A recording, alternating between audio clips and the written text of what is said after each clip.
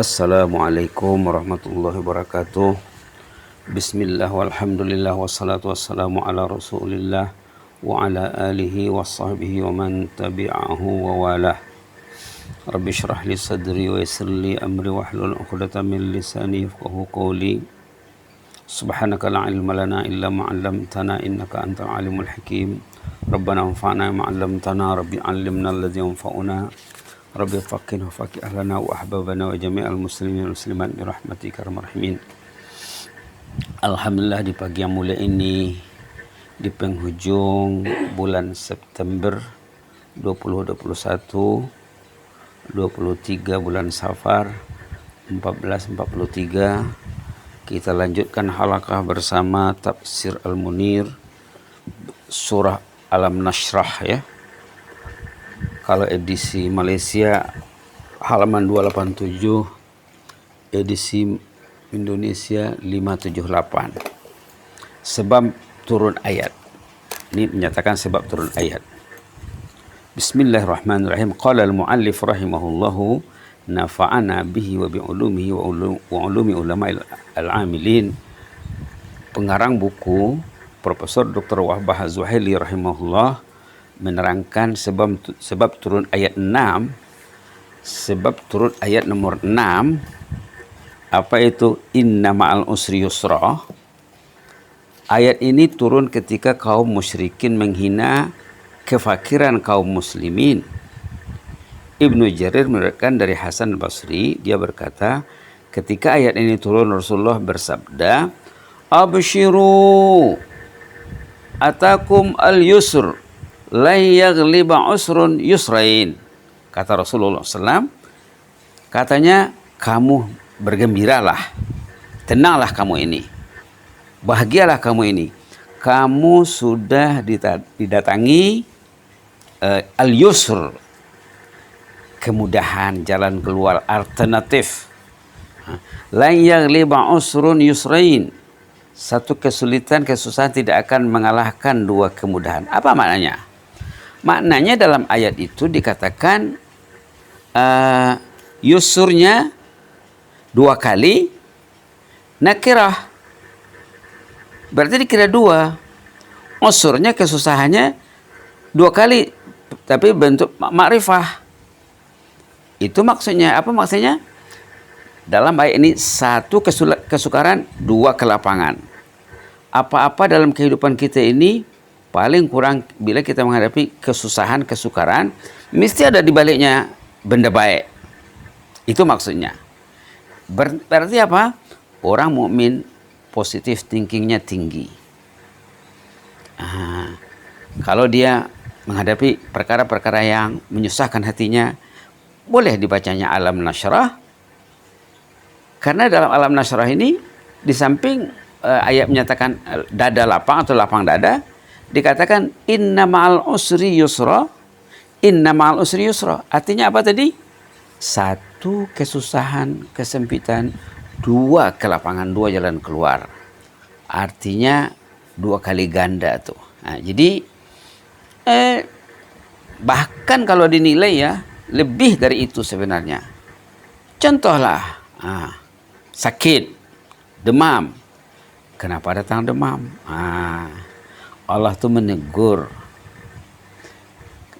Kenapa ditegur? Supaya orang itu tidak hanyut, tidak lalai. Supaya dosanya hanyut, terdilik, terpadam, hilang. Supaya derajatnya naik, supaya dapat pahala yang tiada terhingga, tiada dapat dikira. Hebatnya ini ya, innamal usri yusra. Innamal usri yusra, kata Rasulullah, la yaghliba usrun yusrain. Jadi kalau tidak diterangkan, mungkin ramai yang tak nampak ya. Artinya Allah berjanji dalam ayat ini bahwa setiap ada satu kesusahan, mesti ada paling kurang dua kelapangan sesudahnya. Ini janji Allah yang dikuatkan oleh hadis tadi. Kemudian tafsir dan penjelasan. Alam nashrah laka sadrak, ayat 1. Bukankah kami telah melapangkan dadamu? Ayat ini ayat bertanya. Artinya kami sudah melapangkan dadamu. Macam kita kasih duit sama anak, kita ada kasih duit. Bukankah ayah sudah kasih kamu duit? Artinya ayah sudah kasih kamu duit. Belanjakanlah dengan baik. Nah, ini pun Allah memuji Rasulnya. Bukankah kami sudah melapangkan dadamu? Bukan bertanya. Meyakinkan, menegaskan. Dalam bahasa Arabnya at-takrir. Nah. Kami melapangkan dadamu dengan menerima kenabian dan mengemban tanggung jawab kenabian serta menjaga wahyu. Mengemban itu membawa, menanai kalau bahasa Brunei, memikul tanggung jawab dakwah. Al-Imam Razi berkata, pertanyaan penapian pelapangan dada itu dimaksudkan untuk mengingkari. Dengan demikian kalimat negatif tersebut pengertiannya menjadi kalimat positif. Macam kita sebut tadi, bukankah ayah sudah kasih kau duit? Artinya sebaliknya, Pak. Ayah sudah kasih kau duit. Nah, begitu juga di sini. Bukankah kami telah melapangkan dadamu? Kami telah melapangkan dadamu. Seakan-akan Allah berfirman, kami telah melapangkan dadamu. Yang lebih utama adalah sebagaimana yang telah kami jelaskan bahwa kalimat tersebut adalah istifham takriri yang bertujuan untuk menetapkan pelapangan dada. Takriri itu istilah linguistik ya, maksudnya macam tadi lah. Maknanya menguatkan, membenarkan, mengiyakan, tapi berbentuk pertanyaan. Bukankah ayah sudah suruh kau belajar dengan rajin? Nah, itu maksudnya ya. Maksud dari lapang dada adalah menjadikan diterangi cahaya luas dengan senang, sebagaimana firman dalam surah Al-An'am. Ada lagi, ini untuk semua orang beriman ya, bukan Rasulullah saja ini. Nah, ayat surah Al-An'am ini ayat 125 halaman 144, Allah menyanjung, memuji, memberi dorongan kepada hambanya. A'udzubillahi minasyaitonirrajim. Faman yuridillahu an yahdiyahu yashrah sadrahu lil Islam. وَمَنْ يُرِدْ أَنْ يُضِلَّهُ يَجْعَلْ صَدْرَهُ ضَيِّقًا حَرَجًا كَأَنَّمَا يَصَّعَّدُ فِي السَّمَاءِ كَذَلِكَ يَجْعَلُ اللَّهُ الرِّجْسَ عَلَى الَّذِينَ لَا يُؤْمِنُونَ اللهم اجعلنا من المؤمنين يا رب اللهم اشرح صدورنا ونور قلوبنا subhanallah. فَمَنْ يُرِدِ اللَّهُ أَنْ يَهْدِيَهُ yashrah sadra. Siapa yang terpilih yang akan dibimbing oleh Allah, siapa yang akan dipilih menjadi orang yang baik, yashrah sadrahu lil Islam. Allah bukakan dadanya untuk menerima Islam. Mau dia pegang Quran, mau dia baca Quran, mau dia mencari link orang yang saleh, mencari kumpulan orang yang saleh, dekat dia dengan orang yang saleh, dekat dia dengan majelis ilmu, dijaganya masanya. Subhanallah. Dijadikan Allah pada dirinya cenderung kepada ilmu, cenderung kepada ketaatan, cenderung berzikir, takut nak buat dosa. Orang yang akan diberi bimbingan hidayah oleh Allah, Allah lapangkan dadanya untuk menerima Islam. Jadi ayat ini boleh dijadikan jadi doa kita Allah. Allahumma syrah sudurana lil Islam. Rabbi syrah li sadri pun boleh juga. Ayat dalam surah apa tuh? Surah Taha, doa Nabi Musa ya. Rabbi syrah li sadri wa yassir li amri wahlul 'uqdatam min lisani yafqahu qawli. Cantik sekali ya. Halaman berapa? Halaman 313 ayat 25, 26, 27, 28. Anak-anak di sekolah, di pondok selalu baca doa ini ya. Rabbi syrah li sadri wa yassir li amri wahlul 'uqdatam min lisani yafqahu qawli. Paling kurang Rabbi syrah li sadri, Rabbi syrah li sadri, Rabbi syrah li sadri. Subhanallah. Cantiknya ya. Rabbi syrah li sadri. Sudah ada 10 huruf-hurufnya tuh. Baik.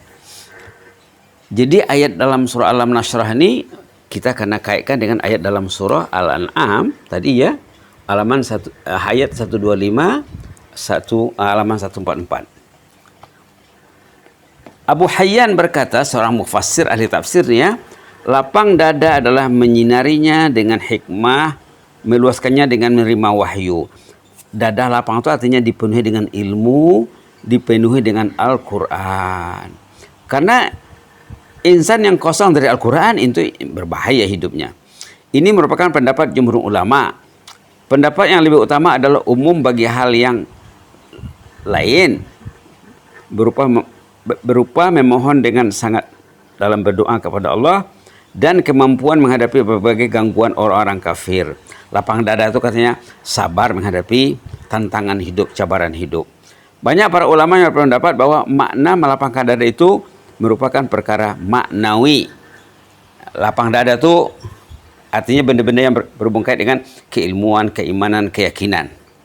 Lapang dada dia, cepat dia tidur, cepat dia bangun. Kalau dadanya tidak lapang, dia mungkin lambat tidur, lambat bangun. Nak tidur awal tu tidak boleh, tidak bisa. Nak bangun awal tu tidak bisa. Tidur 3 jam satu malam, tidak boleh. Tidurnya mesti 7 jam, 8 jam. Subhanallah. La haula wala quwwata illa billah. La haula wala quwwata billah. Ada juga yang mengatakan bahwa maksud hal itu adalah pembelahan dada Rasulullah SAW. Ada juga yang mentafsirkan alam nashrah laka sadrak itu bukankah kami telah melapangkan dadamu, artinya Allah telah membelah dada Rasulullah melalui Jibril ya, sebagaimana diriwayatkan oleh Imam Tirmizi dari Malik bin Sya'sa'a. Ibnu Katsir berkata, akan tetapi hal itu tidak bercanggahan dengan pembelahan dada Rasulullah SAW pada malam Isra Mi'raj. Hadisnya panjang nih. Besok mungkin kita akan bicarakan tentang hadis dada Rasulullah dibelah. Jadi ada ulama mengatakan dada lapang itu artinya dengan dibelah, dengan dibersihkan, dibuang sifat-sifat mazmumah ataupun benih-benih sifat mazmumah dari hati baginda. Yang jelasnya untuk kita umat ini, lapang dada itu artinya kita kena minta kepada Allah, berdoa kepada Allah dan berusaha untuk supaya dada kita ini lapang, supaya ajaran Islam itu tidak terasa berat, tidak terasa susah, bahkan terasa ringan dan terasa menyenangkan. Subhanallah. Macam ada cerita cikgu, guru yang baru bertugas di satu sekolah, baru diposting, baru tugas. Jadi di sekolah itu ada kawannya sama-sama mengajar, ternyata tidak sholat. Ternyata tidak sholat. Jadi guru yang baru bertugas ini dia berlapang dada, dia berpositif thinkingnya tinggi.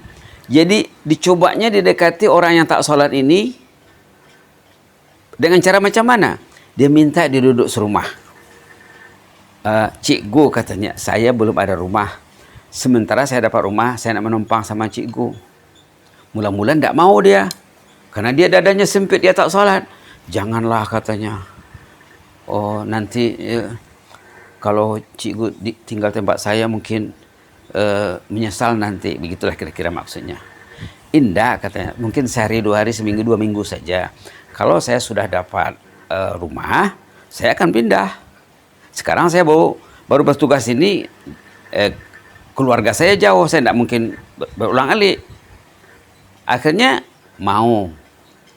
Si cikgu yang tak salat ini menerima cikgu yang saleh, yang positifnya tinggi, yang berlapang dada, luar biasa hebat. Bila sudah masuk di rumah kawan tadi, apa dia buat?